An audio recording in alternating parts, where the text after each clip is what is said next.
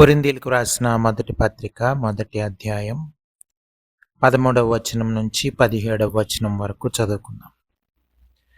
క్రీస్తు విభజింపబడి ఉన్నాడా?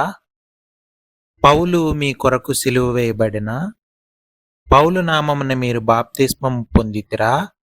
నా నామమున మీరు బాప్తిస్మము పొందితిరని ఎవరైనను చెప్పకుండునట్లు క్రిస్పునకును గాయియుకును తప్ప మరి ఎవరికి నేను బాప్తిస్మమియ్యలేదు.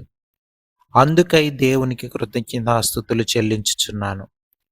స్టెఫను ఇంటి వారికి బాప్తిస్మం ఇచ్చితిని, వీరికి తప్ప మరి ఎవరికైనాను బాప్తిస్మం ఇచ్చితినేమో నేను ఎరుగను. బాప్తిస్మము ఇచ్చుటకు క్రీస్తు నన్ను పంపలేదు, గాని క్రీస్తు యొక్క శిలువ వ్యర్థము కాకుండానట్లు వాక్చాతుర్యము లేకుండా సువార్త ప్రకటించుటకే ఆయన నన్ను పంపెను. ప్రార్థన చేసుకుందాం. ప్రేమ కలిగిన మా పరలోకపు తండ్రి, మీ ఘనమైన అతి పరిశుద్ధమైన నామానికి వందనాలు ప్రభువా. ఉదయకాల సమయంలో మీ సన్నిధికి చేరి మిమ్మల్ని స్తుతించడానికి, ఆరాధించడానికి, వాక్యపు వెలుగులో మమ్మల్ని మేము పరిశీలించుకోవడానికి దయచేసిన మరొక గొప్ప అవకాశాన్ని బట్టి, పునరుద్ధాన దినాన్ని బట్టి మిమ్మల్ని స్తుతిస్తూ మిమ్మల్ని ఆరాధిస్తూ ఉన్నాం తండ్రి. ప్రభువా, మీరేమంటున్నారో దాన్ని బట్టి మీకు వందనాలు. మీ యొక్క గొప్పతనాన్ని బట్టి, ఔన్నత్యాన్ని బట్టి, ప్రేమను బట్టి, వాత్సల్యతను బట్టి, విశ్వాస్యతను బట్టి, మహాపరిశుద్ధతను బట్టి మీకు వందనాలు. మీ అపరిమితమైన మీ జ్ఞానాన్ని బట్టి, సార్వభౌమాధికారాన్ని బట్టి మిమ్మల్ని స్తుతిస్తూ మిమ్మల్ని ఆరాధిస్తూ కనపరుస్తూ ఉన్నాం తండ్రి. గడిచిన కాలంలో ప్రభువా మీ వైపు చూసినప్పుడు అనేక సార్లు ప్రభువా నాయన మీ వాక్యం ద్వారా మమ్మల్ని దర్శించారు, ఆదరించారు, పోషించారు. అందును బట్టి మీకు వందనాలు, స్తోత్రాలు తెలియజేస్తూ ఉన్నాం. ఈ సమయంలో ప్రభువా నాయన ప్రాధేయపడతా ఉన్నాం. మాలో ప్రతి ఒక్కరితో మాట్లాడమని, విని గ్రహించలోబడ్డానికి కృప చూపించమని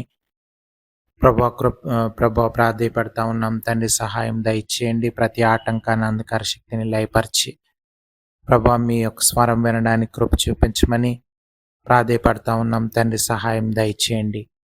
ఈ సమయాన్ని బట్టి మీకు వందనాలు ప్రభా నాయన. మాలో ప్రతి ఒక్కరిని ఆత్మీయ మేళ్లతో నింపమని, ఆశీర్వదించమని ప్రభా నాయన మీరే మాట్లాడమని యేసు ప్రభు వారి అతి పరిశుద్ధమైన నామంలో ప్రార్థన అడిగి వేడుకొంచున్నాం తండ్రి.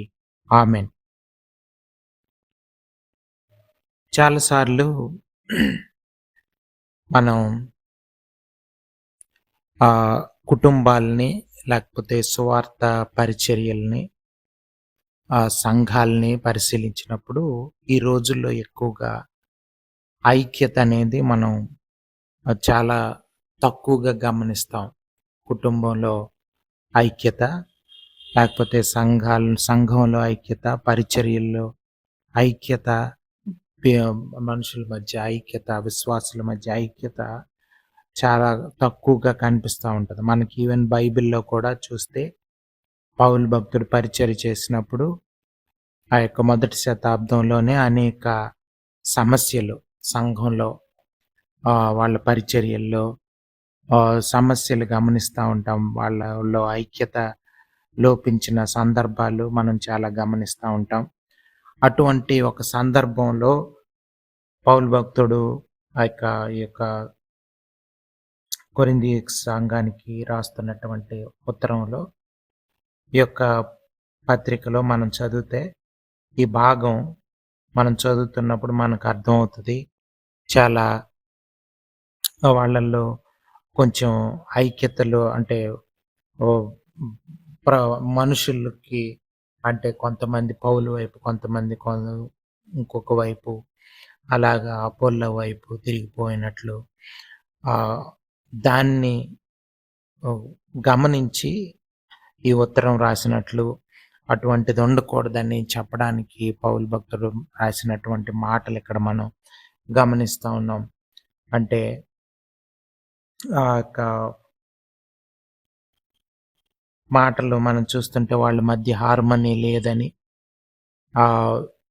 వాక్చాతుర్యం లేకుండా నేను ప్రకటించడానికి మాత్రమే నేను వచ్చానని, బాప్తిస్మము నా ద్వారా తీసుకున్న వాళ్ళు తక్కువ మందే ఉన్నారని, ఎందుకంటే పౌలు ద్వారా బాప్తిస్మం తీసుకున్న వాళ్ళు పౌలు వైపు అలాగా వెళ్ళిపోతున్నట్లు మనం గమనించవచ్చు. పౌలు మేము పౌలు వారం, మేము పలానా వాళ్ళం అన్న విభజన.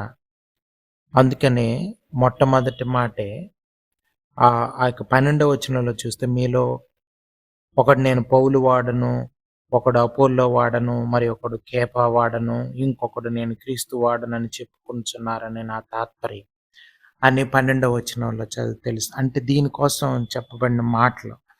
ఇలాంటి అభిప్రాయాలు ఇటువంటి ఆలోచన తీరు మంచిది కాదు. ఈ రోజుల్లో మనం చూస్తే భార్యాభర్తల అనుబంధంలో, కుటుంబాల్లో లేకపోతే ఒక అభిప్రాయాలు ఒకళ్ళు కలవకుండా ఇష్టానుసారంగా ఎవరిష్టం వచ్చినట్లు వాళ్ళు కుటుంబాల్లో ఉండడం, దేవుని యొక్క చిత్తానికి లోబడకపోవడం అన్నది మనం కుటుంబాల దగ్గర నుంచి చూడొచ్చు. వ్యక్తిగత జీవితంలో కూడా మనం దేవునితో ఏకీభవించకుండా ఉండొచ్చు. అలాగా పరిచర్యల్లో కూడా మనం చూస్తే ఐక్యత లోపించే పరిస్థితులు, చాలా డివిజన్స్ మనకు కనిపిస్తాయి. సంఘంలో కూడా మనం చూస్తే డివిజన్స్ కనిపిస్తూ ఉన్నాయి. చాలా గ్రూపులుగా అయిపోయి ఫేవరెటిజం వచ్చేసి, పీపుల్ వర్షిప్ వచ్చి రకరకాలుగా మనం చూడొచ్చు, గమనించొచ్చు. కానీ ఇటువంటిది దేవునికి వ్యతిరేకమైనటువంటిది అని మనం అర్థం చేసుకొని, మన కుటుంబాలు లేకపోతే మన పరిచర్యలు, మన సంఘాలు మార్చుకోవాల్సిన అవసరం ఉంది. చూడండి 12వ వచనంలో 13వ వచనంలో చూస్తే, క్రీస్తు విభజింపబడి ఉన్నాడా? పౌలు మీ కొరకు సిలువ వేయబడినా? పౌలు నామమును మీరు బాప్తిస్మం పొందితిరా అని చెప్తున్నాడు. అంటే క్రీస్తుని విభజించినట్లు, కుటుంబంలో ఐక్యత లేకపోయినా, అంటే దేవుని చిత్తానుసారమైనటువంటి జీవితం జీవించకుండా ఇష్టానుసారంగా జీవిస్తూ ఐక్యత లోపించడం వల్ల ఆ క్రీస్తు విభజింపబడినట్లు అవుతుంది అన్న దేవుడు అర్థం. క్రీస్తు విభజింపబడి ఉన్నాడా అంటే కాదు. ఇవన్నీ రిటారికల్ క్వశ్చన్స్. ప్రతిదానికి ఒకే ఆన్సర్ కాదని. పౌలు సిలువ వేయబడిన మీ కొరకంటే కాదు. పౌలు నామమును బాప్తిస్మ పొందారా? కాదు. అలాగా మనం అర్థం చేసుకొని ముందుకు అంటే అర్థం చేసుకొని మనం ఎంత అంటే అవివేకంగా లేకపోతే ఆలోచన రహితంగా క్రైస్తవ కుటుంబాలు లేకపోతే క్రైస్తవ పరిచర్యలు, సంఘాలు సఫర్ అవుతున్నాయి అన్నది మనం అర్థం చేసుకొని మార్చుకోవాల్సిన అవసరం ఉంది. చివరి దినాల్లో మోసం చాలా పెరిగిపోతుంది కాబట్టి జాగ్రత్తగా కూర్చొని అందరు కలిసి పరిచర్య చేయాల్సిన అవసరం, అందరు కలిసి కుటుంబం నడిపించాల్సిన అవసరం, అందరు కలిసి దేవుని యొక్క సంఘంలో ఉండాల్సిన అవసరం ఉంది. సో ఇది చాలా ప్రాముఖ్యం. హార్మనీ అన్నది చాలా కొరతగా, చాలా డిజార్మోనీ అనేది చాలా విరివిగా కనిపించే సమయంలో మనం ఉన్నాం. ఇది మనం అందరం కూడా ప్రార్థనాపూర్వకంగా కుటుంబం కలిసి ఆలోచించుకోవాల్సిన అవసరం ఉంది. దానికి వ్యక్తిగతంగా మనం ఏం చేయాలంటే ప్రతి ఒక్కరం కూడా దేవునికి భయపడాల్సిన అవసరం ఉంది. దేవుని చిత్తం చేయాలన్న తీర్మానం తీసుకోవాల్సిన అవసరం ఉంది. లేకపోతే యూనిటీ అన్నది రాదు. అది కుటుంబాల్లో, సంఘాల్లో, పరిచర్యల్లో యూనిటీ అన్నది రావాలంటే ప్రతి ఒక్కరు కూడా దేవుని చిత్తానికి లోబడాలన్న భావం కరగాలి. దేవుని చిత్తం ఇలా లేదు అని భర్త చెప్పినా, భార్య చెప్పినా, ఎవరు చెప్పినా సరే కుటుంబం అంతా లోబడాల్సిన అవసరం ఉంది. సో వాక్యానికి ప్రాధాన్యత ఇవ్వాలి. దేవుని చిత్తానికి, దేవునికి ప్రాధాన్యత ఇవ్వకపోతే మనలో ఐక్యత అన్నది వచ్చే అవకాశం లేదు. సో ఇది మొదటి శతాబ్దంలోనే మనం గమనించవచ్చు ఈ డిజార్మనీ అన్నది. సో కాబట్టి మనం అర్థం చేసుకోవాలి. చూడండి, దానికి కొరింథీయులకు రాసిన మొదటి పత్రిక మొదటి అధ్యాయంలోనే 30వ వచనంలో చూస్తే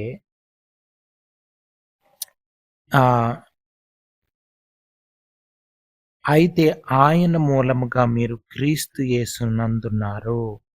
మనందరం కూడా యేసు ప్రభువారిలో ఉన్నాం.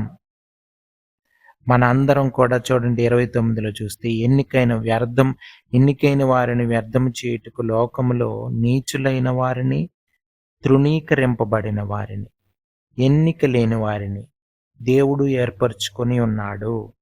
సో మనం ఒక చాలా భయంకరమైన పరిస్థితుల్లో పాపంలో ఉన్నప్పుడు మన ప మనం తృణీకరింపబడిన పరిస్థితుల్లో ఉంటున్నప్పుడు, ఎన్నిక లేని వారిగా ఉంటున్నప్పుడు దేవుడు మనల్ని ఏర్పరచుకున్నాడు.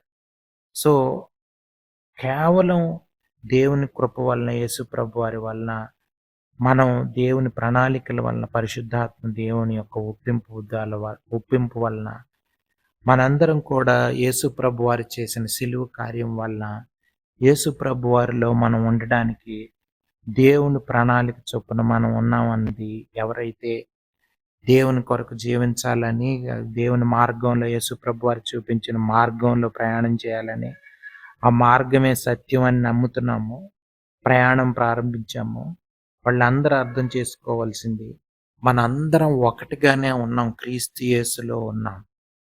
అది ఇంకా మనం చూస్తే కొరింథీయులకు రాసిన పత్రికలోనే 12వ అధ్యాయంలో మనం చూస్తే 12వ వచనం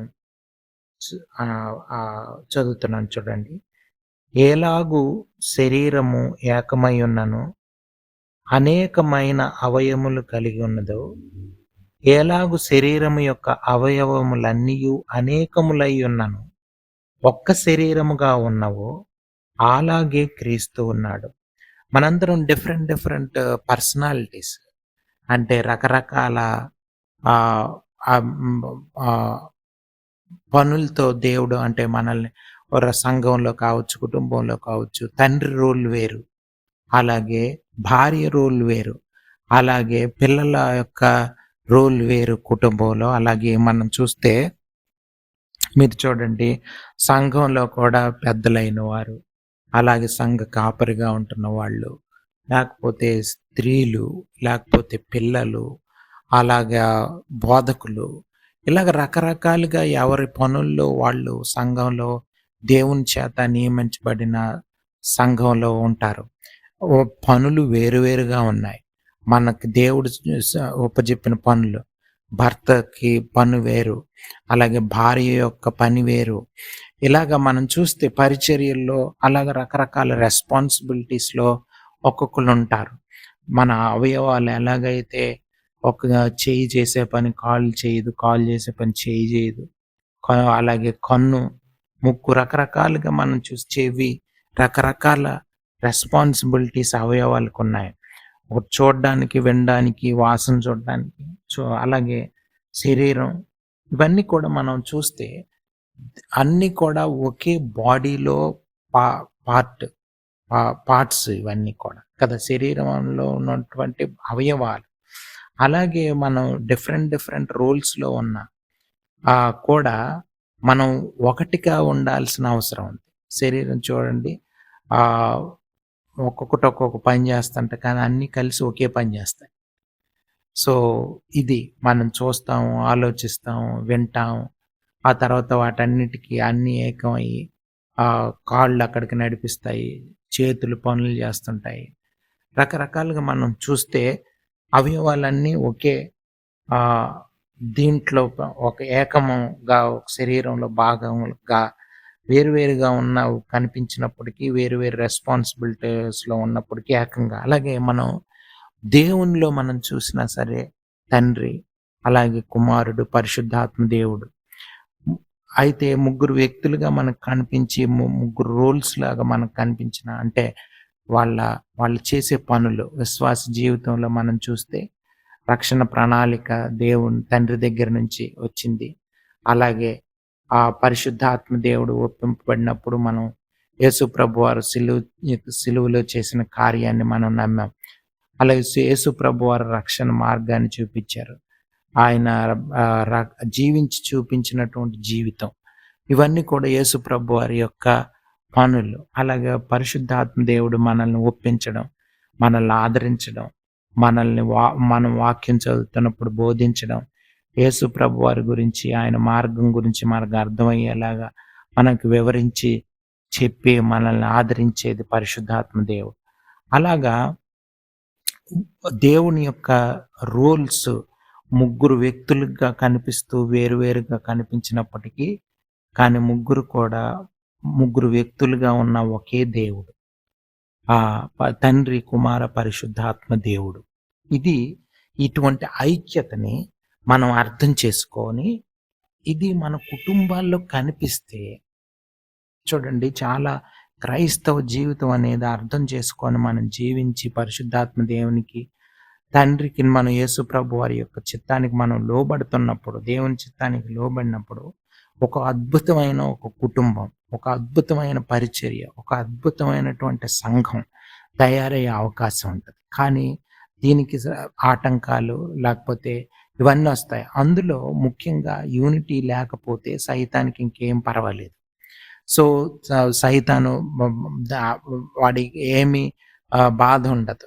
కానీ ఎప్పుడైతే మనం కుటుంబంలో అందరం కలిసి దేవుని చిత్తం చేద్దామని నిర్ణయం తీసుకుంటామో, అది సైతానికి ఇష్టం ఉండదు. అందుకనే భార్యని ఏకీభవించకుండా చేయడానికి, భర్తని ఏకీభవించకుండా చేయడానికి సైతాను ప్రయత్నం చేస్తాడు.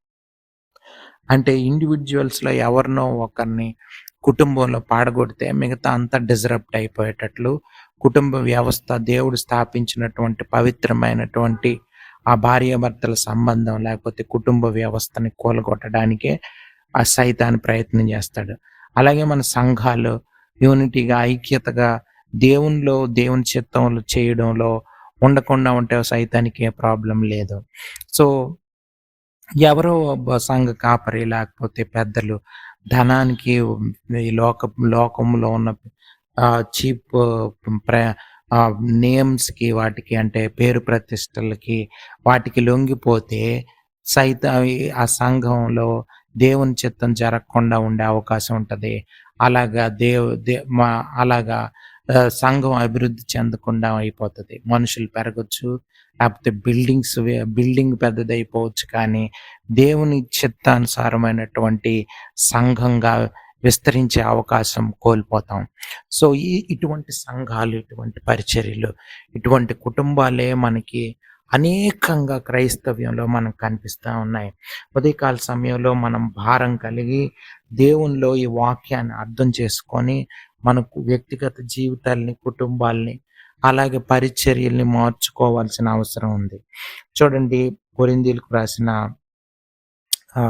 ఆ యొక్క మొదటి పత్రిక 12వ అధ్యాయంలో మనం 27వ వచనం కూడా చదువుదాం. అటువలే మీరు క్రీస్తు యొక్క శరీరమై ఉండి వేరువేరుగా అవయవములై ఉన్నారు. చూడండి, క్రీస్తులో మనం అంతా ఒకే శరీరం. క్రీస్తు బాడీ ఆఫ్ క్రైస్ట్. మనం ఎంత గొప్ప ఆధిక్యత దేవుడిస్తాడో చూడండి. మనందరం ఐక్యతగా ఉంటున్నప్పుడు దేవుని శరీరంలో పాలిభాగస్తులం అవుతాం. లేకపోతే దేవుని శరీరానికి అంటే సంఘానికి మనకి ఏమి సంబంధం ఉండదు. దేవుని శరీరం అంటే బాడీ ఆఫ్ క్రైస్ట్ అంటే దేవుని సంఘం. సో, అటువంటి సంఘంలో మనం పాలిభాగస్తులం అయితే మనందరం కూడా దేవునికి భయభక్తులతో దేవుని చిత్తానుసారమైన జీవితం జీవించాల్సిన ఉంది. ఈ లోకానుసారంగా అనేక మందికి మెన్ ప్లీజింగ్ లైఫ్ జీవించే అవకాశం ఉంది.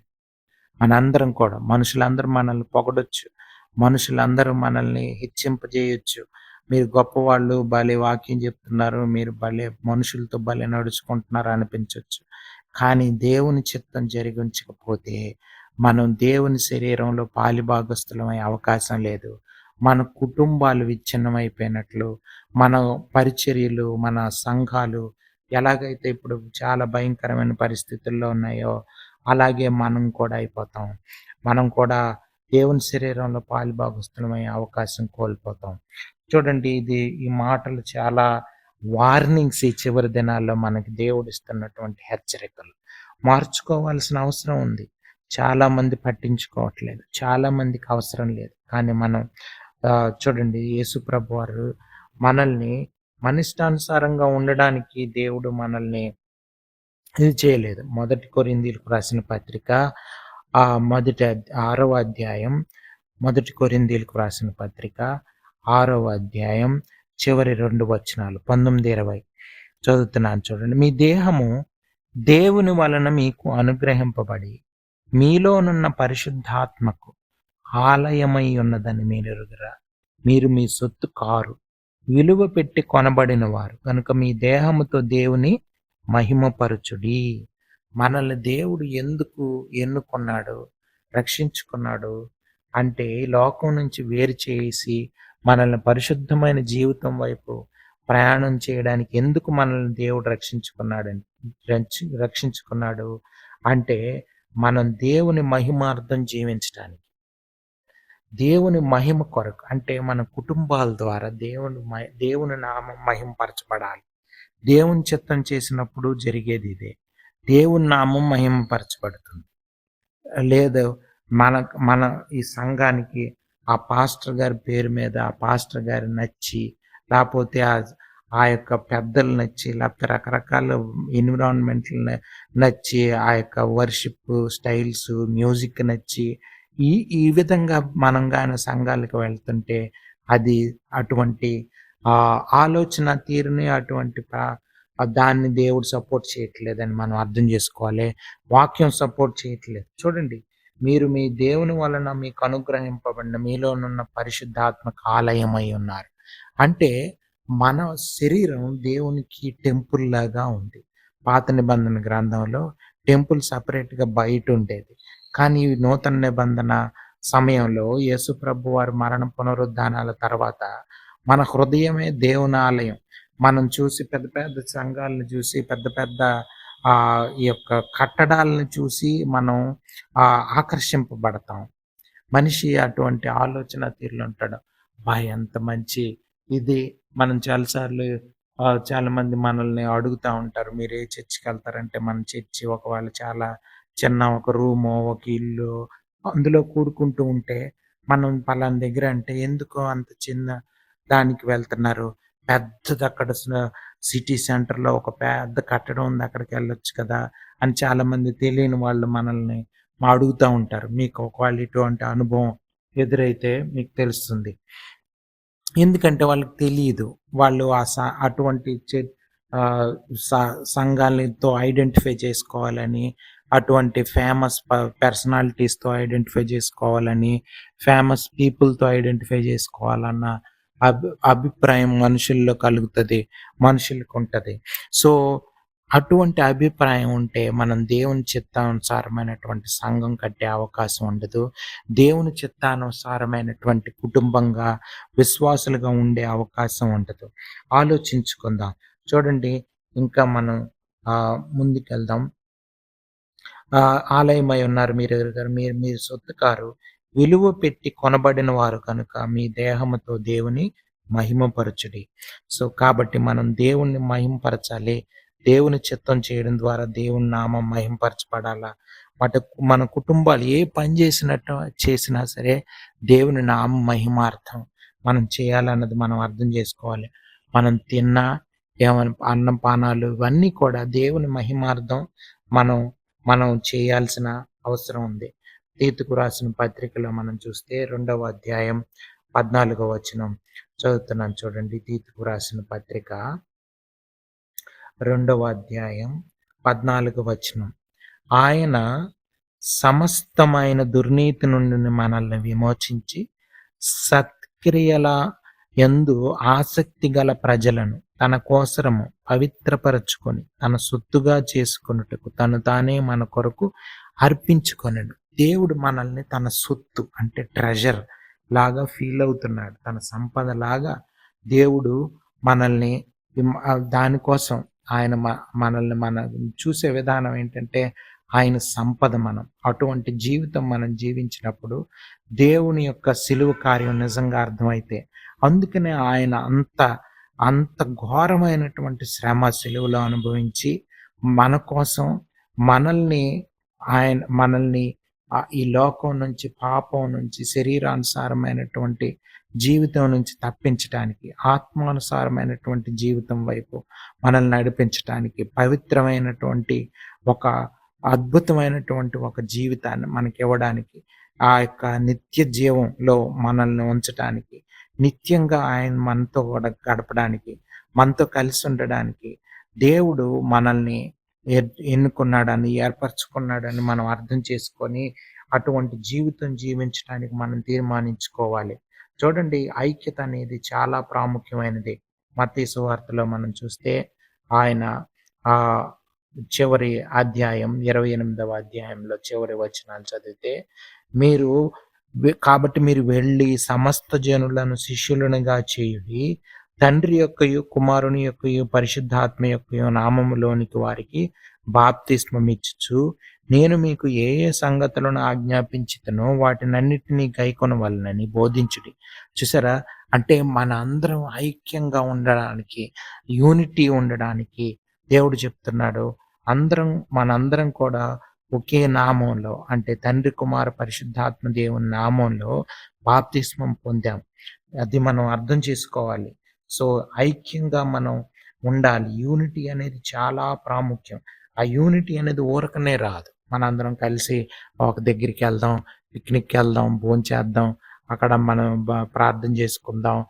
ఇటువంటి వాటిల ద్వారా మనకేం ఐక్యత రాదు. మనకి ఐక్యత ఎట్లొస్తదంటే, ప్రతి ఒక్కరు దేవుని చిత్తం చేయడం ద్వారా ఆటోమేటిక్‌గా యూనిటీ వచ్చేస్తది. ఆ కుటుంబంలో గాని, పరిచర్య సంఘాల్లో గాని అందరూ దేవుని చిత్తాన్ని చేశారనుకోండి, దేవుని సేవకుని దగ్గర నుంచి ఆ యొక్క పెద్దలు, లేకపోతే రెస్పాన్సిబుల్ పోస్ట్స్‌లో ఉంటున్న వాళ్ళు, విశ్వాసులు అందరూ దేవుని చిత్తం చేస్తే ఒక సంఘంలో ఎంత గొప్పగా మనోహరం. అదే కీర్తనల గ్రంథంలో సహోదరులు ఐక్యత కలిగి ఉంటే ఎంత మనోహరం అన్న మాటకు అర్థం అదే.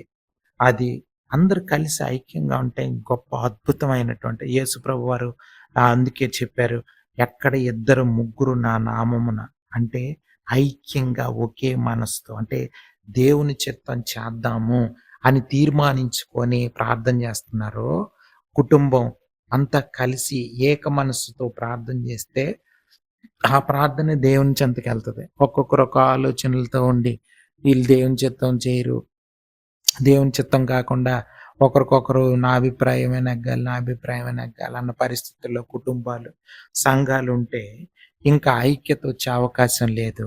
అక్కడ దేవుని సన్నిధి దొరికే అవకాశం లేదు. అందుకే చాలా సంఘాల్లో మీకు మ్యూజిక్ ఉండొచ్చు, లేకపోతే ఒక పెద్ద కట్టడం ఉండొచ్చు, అక్కడ మంచి వాసన వస్తూ ఉండొచ్చు, లేకపోతే రకరకాలుగా పాస్టర్ గారు చాలా అందంగా ఉండుండొచ్చు.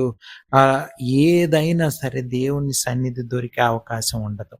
అందరూ దేవుని చిత్తానుసారమైన జీవితం జీవించడానికి తీర్మానించుకొని ప్రార్థన చేస్తే కానీ, ఆ ప్రార్థన దేవుని చెంతకి చేరదు. మనం అనేకమైన సార్లు చాలా సార్లు ప్రార్థన చేసుంటాం. కానీ దేవుని చెంతకి చేరుతున్నాయా? అర్థం చేసుకోవాలి. మనం చాలా సార్లు దేవుని పాటలు పాడుతుంటాం. అవన్నీ దేవుని యొక్క ఆరాధన కిందకెళ్తున్నాయా? దేవుని చిత్తం చేయకుండా ఊరకనే పాటలు పాడినా, మ్యూజిక్ ఇన్‌స్ట్రుమెంట్స్ ప్లే చేసినా ఏం ఉపయోగం ఉండదు.